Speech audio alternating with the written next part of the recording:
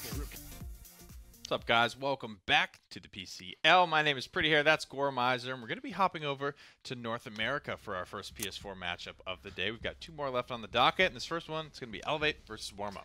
A lot of familiar names for Elevate, and a lot of familiar play from Elevate since they were in the finals the last LAN. So I'm excited to see what they're going to be doing, not only with like the current meta, but with the time off they've had, the improvements they've been able to make since then. That's where we talked about this a little bit on the pre-show, where a team like Elevate, they're going to come in, they're still going to be big, they're still going to be scary, but with all of these changes that 1.4 has introduced, it just opens the door. It gives a window of opportunity, I think, for these lower ranking teams or these newer teams to do a lot of homework, do a lot of grinding. This is where it's the Wild West, right? So Elevate doesn't know what the best thing's going to be, right? So though they do look like the favorites of this matchup, right, it's all about who's done their homework. I mean, just look at what happened to Flashpoint earlier. It was one of those things that 9 times out of 10 for their series going into like the last LAN, they were undefeated. They didn't have to worry about any other team. Today, it was a lot more just tough to get through. Even though they find the 2-0, it's still one of those scenarios where teams are catching up fast. Well, let's hop into the maps for this first set, or this first North American set, excuse me. We're doing all PS4 today. We've already put away both of our European sets, so now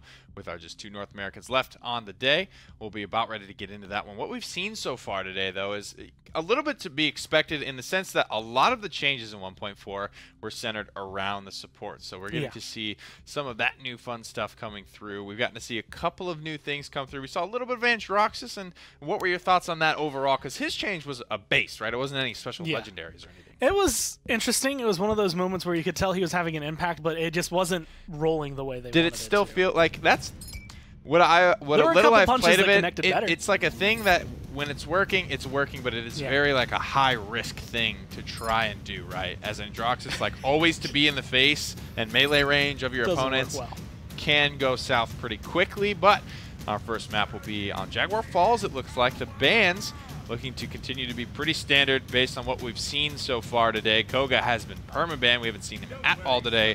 Khan has made it through. Drogos has made it through. Willow has made it through, but they have, for the most part, been sort of mainstay bans. If there was a team that I would ever have guessed, like if you just said someone first pick Grok, Elevate is the only console team that comes to mind, and the only team in general that comes to mind that I would ever think of doing that. Cutie Shoe is actually, I think, like the only, like the one player who his loadout is like perfect. It's young Tyler, man, and we'll have to see. And he won't be asked to solo heal this. Grover will be on the squad as well, holding down the sustain department. Fernando Terminus come through, but they come through behind Bomb King and Vivian. And these two drafts right out of the gate, they're prioritizing different things.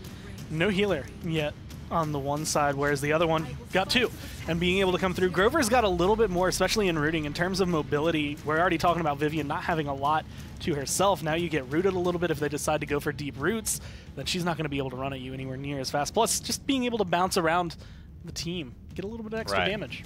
And I'm wondering, so we see 2 Vivians locked in here. I'm wondering if one of them maybe is Zen. Or Victor. Or Victor. The other VI. How could you miss that one? That golden opportunity. Same type of character, same 2 first letters of the name. That's why you're in the chair 2. Same kind of gun. Now. See, when I'm not standing over there and when the headset's on this side, my brain turns off. It's all focused on where that mic is. Yeah. It's in your peripheral vision, and it just bothers you. And we see Ying come through 10th pick, right? This is something that you might expect Shu to be playing as well, but he's only one man. He will be playing one Grok this time. I'm kind of curious. Actually, when we get into the game, I'd love to be able to see what Ying is running in her layout. Because there's a few cards, specifically Brittle. I was talking about it earlier. We mentioned it on the pre-show. But you just get a burst heal like every couple seconds. It is really impactful.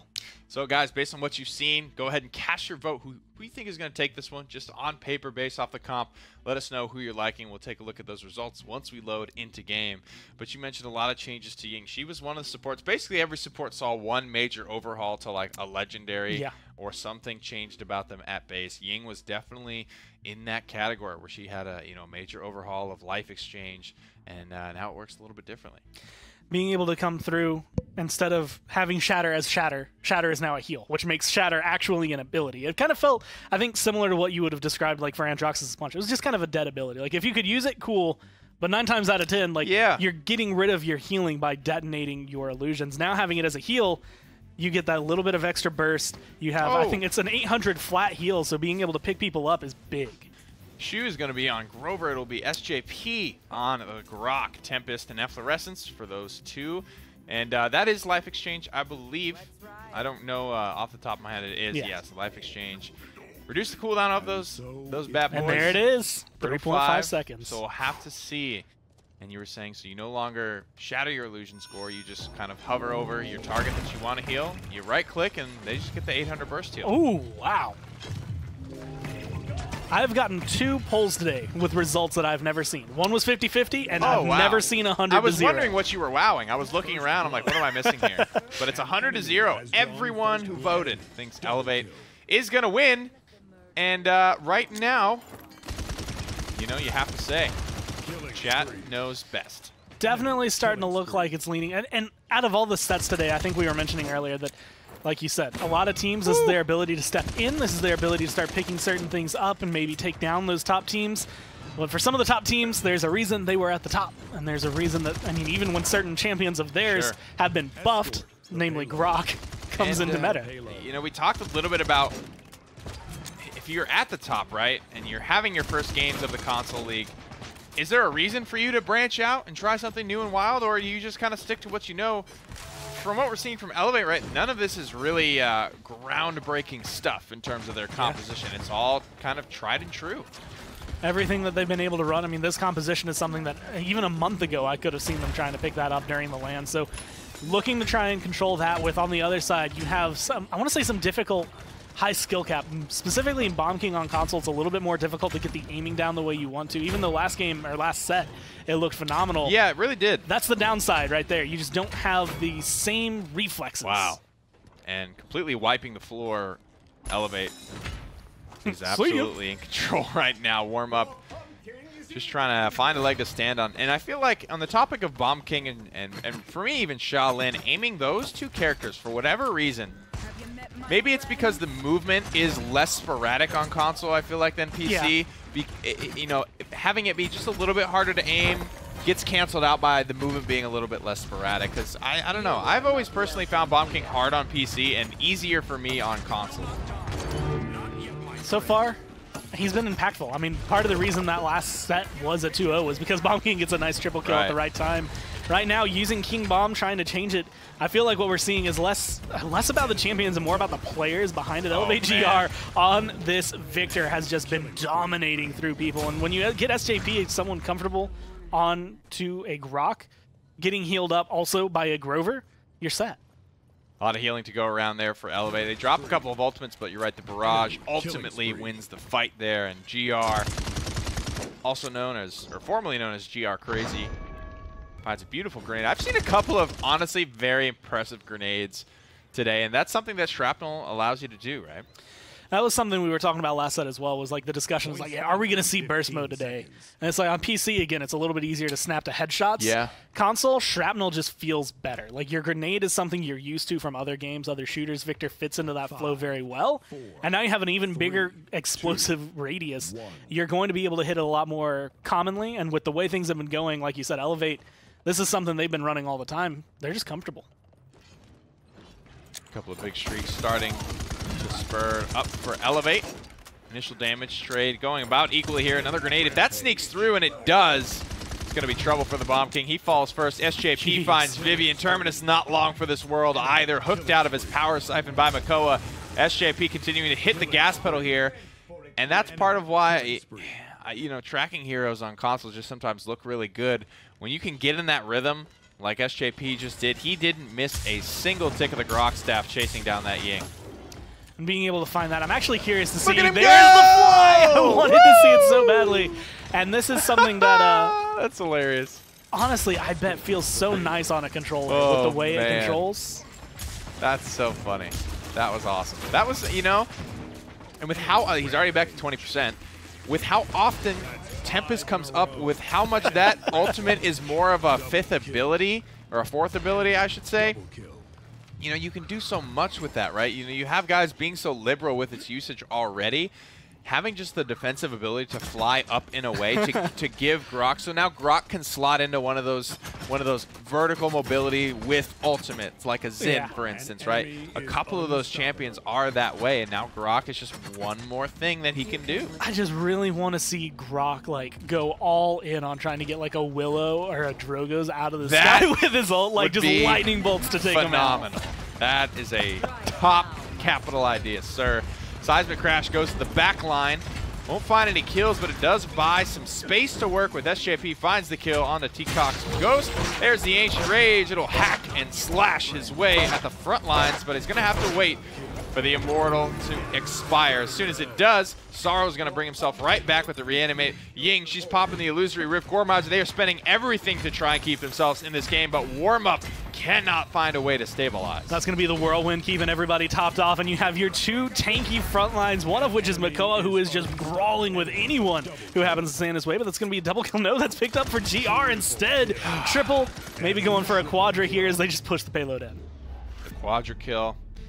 Cherry on top. I mean, you have to estimate how many uncontested clips GR just dumped into Warmup there. I'm guessing 5 or 6 there, a couple grenades, a barrage.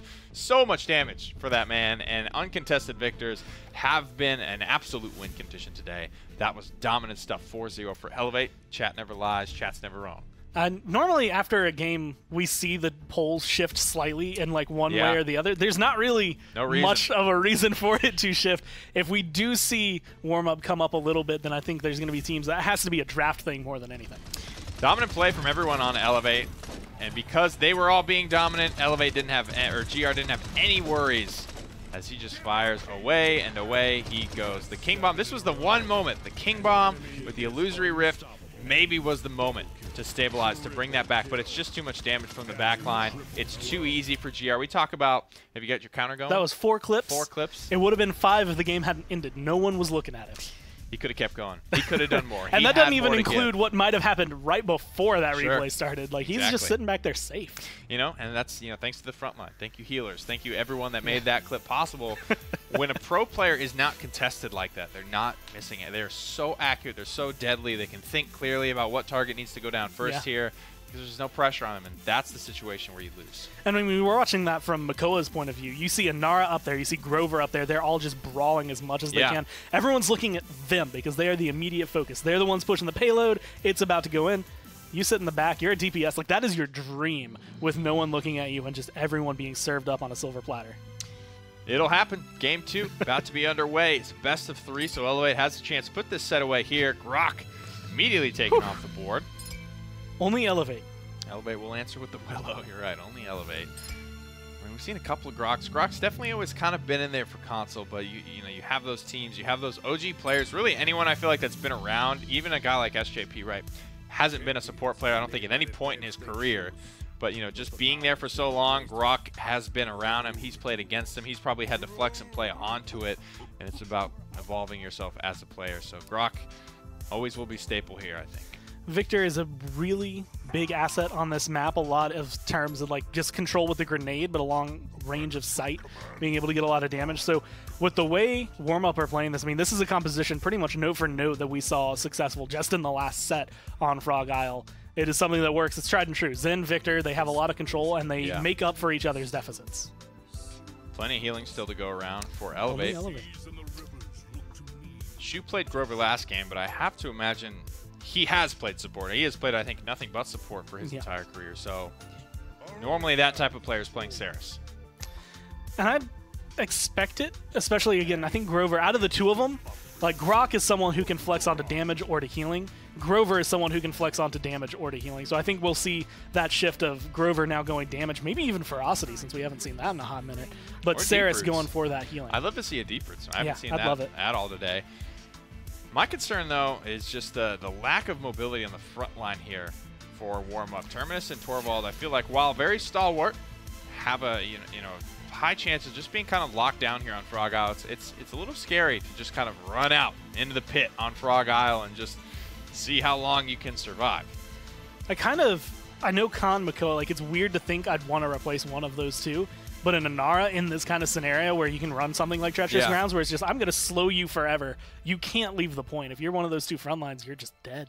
Well, you guys voted 100-0 last time. Cast your votes for game number 2. Let us know who you think is going to win just based on paper and what you've seen so far in game number 1. I can't imagine you guys are thinking too much differently from the way you thought in the first time around. Things are looking good here for Elevate again, but you're right. They don't have an R. They don't have a dedicated point front line.